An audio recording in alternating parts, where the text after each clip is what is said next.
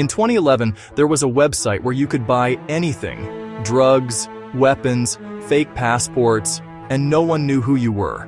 This wasn't a movie, this was real, and it was called Silk Road.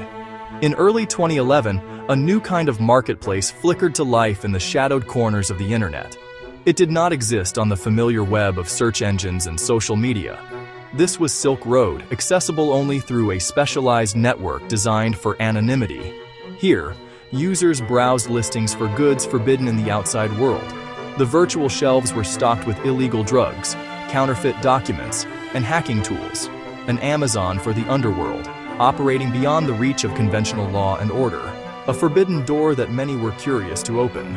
Its creation was no accident, but an ideological experiment. To truly grasp how Silk Road could exist, you must understand the two technologies that made it possible: the dark web and Bitcoin.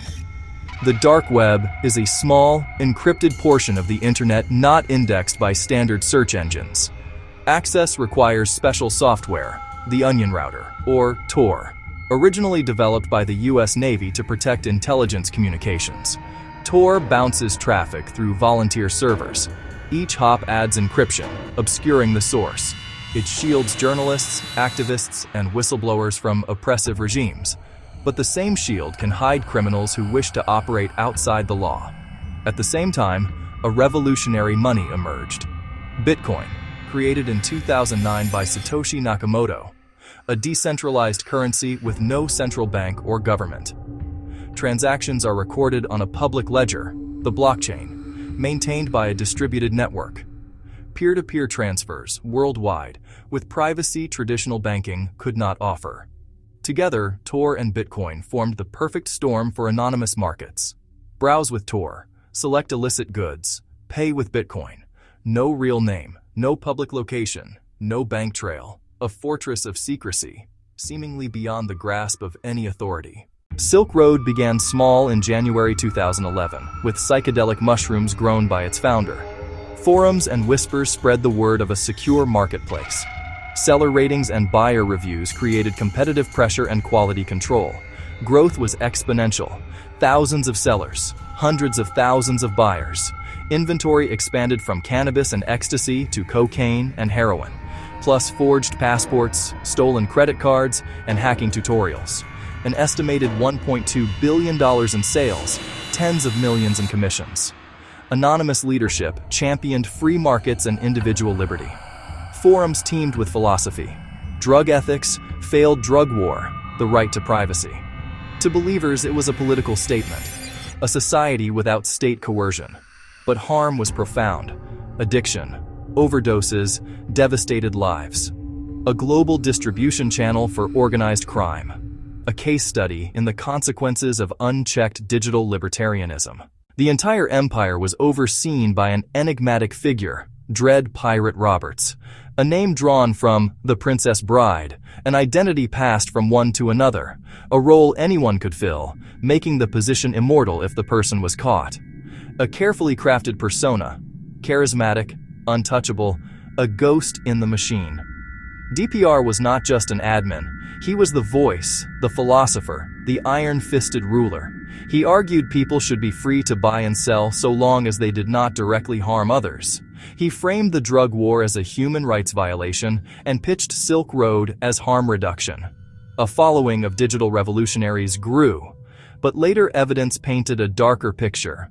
Threats, alleged murders for hire to protect power, visionary to some, a criminal kingpin to others. A contradiction, a peaceful philosopher who would order hits, a champion of freedom ruling with absolute authority. He was the heart of the mystery, the man the world sought to unmask. As notoriety grew, Silk Road appeared on the radar of federal agencies. The FBI, the Drug Enforcement Administration, and Homeland Security investigations launched parallel probes.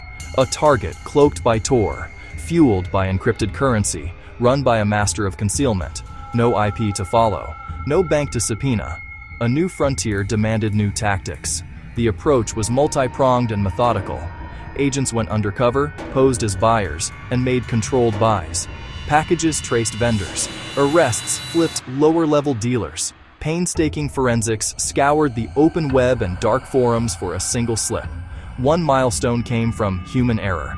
IRS agent Gary Alford went back to the beginning. 2011 mentions. He found posts by Altoid and an email, Ulbricht@gmail.com, the first link to Ross Ulbricht. They built a profile, followed the money, and the dragnet tightened. The culmination came on October 1st, 2013. The FBI tracked Ulbricht to San Francisco. They found him at the Glen Park branch library. They needed precision to catch him with the admin panel open. Two agents staged a loud argument to distract him. As he turned, another agent snatched the laptop. It was open. The master control panel for Silk Road, logged in as Dread Pirate Roberts. In that moment, the Phantom was unmasked. Ross Ulbricht, 29, quiet in a library. The Kingpin. Servers were seized around the world. The website replaced with an FBI notice. A massive trove of Bitcoin was taken from his wallets. An empire crumbled in minutes, not with gunfire, but with a laptop. The seized laptop held overwhelming evidence. A personal journal chronicled Silk Road from inception. Spreadsheets tracked profits. Chats documented command decisions. A folder titled Assassinations referenced alleged murders for hire. The digital ghost had kept a diary of his deeds. The trial began in January 2015. Prosecutors portrayed a calculating drug lord and showed the sheer volume of narcotics sold. They put a human face on the consequences. The defense argued others used the DPR moniker, and that evidence could have been planted. The court allowed chat logs suggesting willingness to use violence. In February, the jury found him guilty on all counts. Later, the sentence: 2 life terms plus 40 years, no parole, a warning to would-be successors. Silk Road forces a reckoning. Individual liberty versus collective safety. Supporters championed privacy and voluntary exchange, a radical experiment in self-governance. But the harm was undeniable. Addiction, overdoses, families torn apart. How much freedom must be sacrificed in the name of safety? It is not binary. It is a complex negotiation. After Silk Road fell, new markets learned from its mistakes, decentralizing to avoid single points of failure. Law enforcement leveled up, de-anonymizing Tor traffic and tracing crypto. Criminals moved to privacy coins. Investigators built more powerful tools.